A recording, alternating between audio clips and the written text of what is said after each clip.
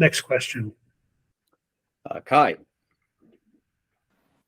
Yeah, I think one thing very important is we are not going, people don't think that we are going to do another OpenAI that is open and then become, so become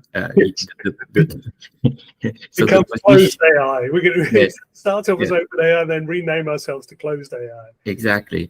So first of all, detail, but I think it can have an impact sometime. And I took that with you, Reza, is probably we should call ourselves Kwaai.org, O-R-G, to make it very explicit. This is one thing.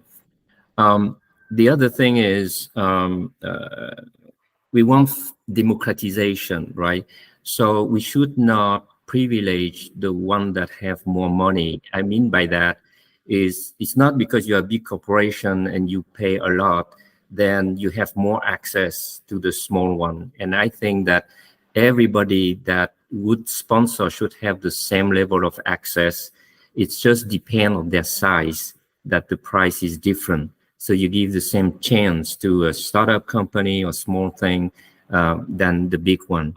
And my last comment is that I would not feel very comfortable to have a big company on board because then it can damage the image of, the nonprofit that we want to do things.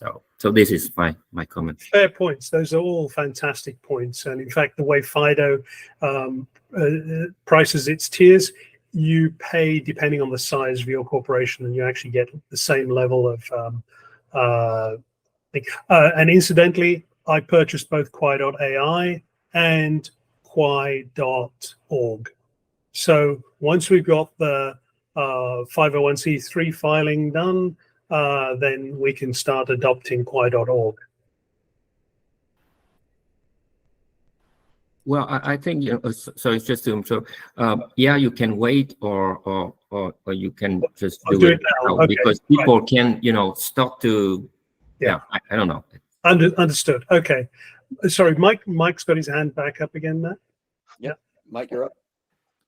Yeah, sorry. I actually was going to make some of the points that Khai just made, because I do think that if our goal is to be a democratized organization, it's very dangerous when you get corporates involved to the point that they're steering influence through their money and contributions. And let's face it, we're going to need them, and we're going to have to listen, and there's going to be that. So one thing that dawned on me is that this is the perfect application for a tokenized organization.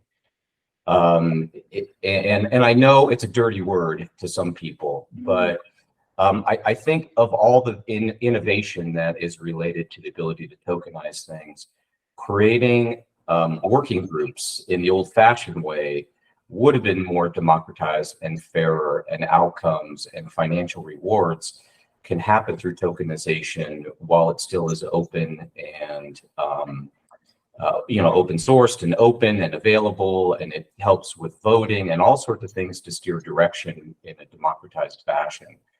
Okay. I'd love to hear more. Offline conversation, Reza. That's one of the topics. There's a couple of topics I want to talk to you about. The other one is related to a strong focus on self-sovereign identity, which a previous organization I started has a bunch of intellectual property related to that, which was focused on AI amongst other things. So it may be some way to jumpstart some of these activities too. Okay, Matt, I think Masu was next, and then Khai. Thank you, Mike. Appreciate that.